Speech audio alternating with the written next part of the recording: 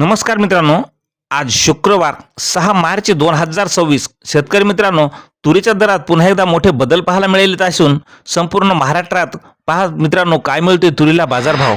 पण विनंती आहे की चॅनलला अजूनही सबस्क्राईब केलं नसेल तर सबस्क्राईब करा, जेणेकरून दररोजचे बाजारभावाचे व्हिडिओ असेच आपल्याला पाहायला मिळतील. मित्रांनो, पहिली बाजार समिती आहे औसा. पांढऱ्या तुरीला आवक आलेली आहे 22 क्विंटलची. कमीत कमी दर मिळाला आहे 7,101 रुपया.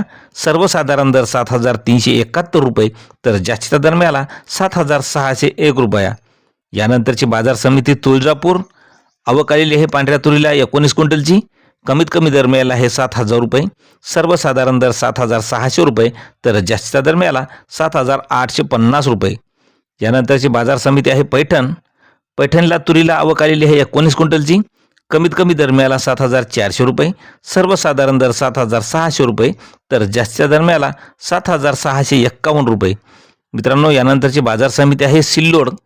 आवक आलेली आहे तुरीला 7 क्विंटलची. कमीत कमी दर मिळाला आहे 7,000 रुपये. सर्वसाधारण दर मिळाला 7,100 रुपये, तर जास्तीचा दर मिळाला 7,100 रुपये. यानंतरची बाजार समिती आहे मित्रांनो कन्नड. आवक आलेली आहे 9 क्विंटलची. कमीत कमी तुरीला दर मिळाला 6,900 रुपये. सर्वसाधारण दर 7,188 रुपये, तर जास्तीचा दर मिळाला 7,477 रुपये.